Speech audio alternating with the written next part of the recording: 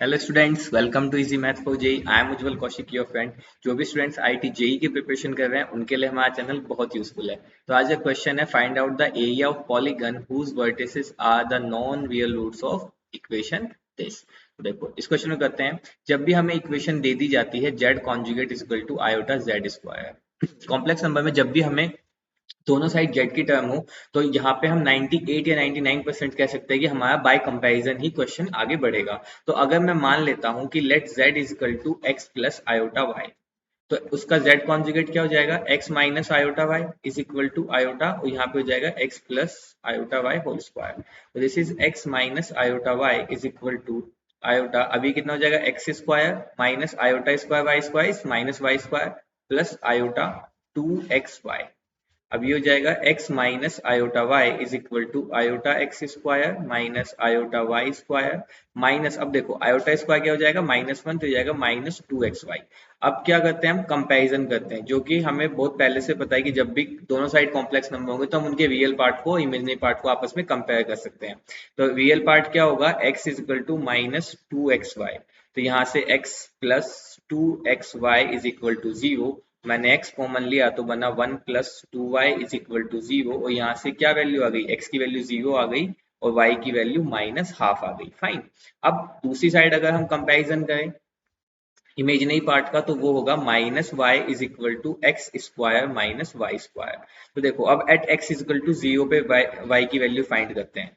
तो ये क्या हो जाएगा, -y is equal to minus y square. ठीक है, तो ये कितना हो जाएगा, y square minus y is equal to 0। y मैंने कॉमन लिया तो y -1 इज इक्वल टू 0, तो यहाँ से आ गया y इज इक्वल टू 0 और y इज इक्वल टू 1। तो जब x की वैल्यू 0 है तो मेरे पास y की दो वैल्यू आई, तो मैं ऐसे कह सकता हूँ 0,0 और 0,1, ये मेरे कोऑर्डिनेट आए। फाइन। अब चलो, अब जब y की वैल्यू हाफ है तब देखते हैं कि इक्वेशन से मुझे क्या मिलता है। जब y की वैल्यू हाफ है तो मैंने कहा put y is equal to -1/2। जब इस इक्वेशन में मैं पुट करूंगा तो it will be 1/2 is equal to x square -1/4। तो ये हो गया x square is equal to 1/4 plus 1/2, तो ये हो गया x square is equal to 3/4, और ये हो गया x is equal to plus minus कितना, √3/4, और इसको मैं कह सकता हूँ x is equal to plus minus √3/2।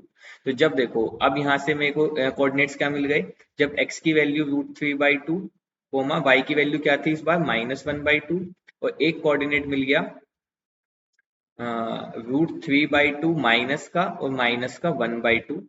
Fine. तो अब ये मेरे को कोऑर्डिनेट मिल गए। अब मैं इनको ड्रॉ करता हूँ अपने एक्स वाई प्लेन पे, या मैं कह सकता हूँ अर्जेंट प्लेन पे। अगर मैं इनको ड्रॉ करता हूँ तो ये रहा मेरा अर्जेंट प्लेन, मैंने ड्रॉ किया। तो देखो 0,1 जो मुझे मिला था, ठीक है, 0 0 को इग्नोर करेंगे, 0,1 जो मिला था तो वो होगा यहाँ पे मान लीजिए 0,1 है, x पे 0 y पे 1। दूसरा है ये वाला coordinate x is equal to √3/2 -1/2, तो x की वैल्यू प्लस और y की वैल्यू नेगेटिव, तो यानी कि x अगर मैं √3/2 यहाँ मानूं और y इज इक्वल टू -1/2 यहाँ मानूं तो ये कोऑर्डिनेट आएगा यहाँ, तो ये क्या होगा, √3/2 -1/2। सेम इस साइड पे जो होगा वो होगा माइनस का √3/2 और कोमा माइनस का 1/2। अब मैं इनको आपस में मिला देता हूँ, जैसे ये कोऑर्डिनेट है, तो अब अगर मैं इनको आपस में मिलाऊं तो ये, तो मान लीजिए ये यहाँ पे है कोऑर्डिनेट, और ये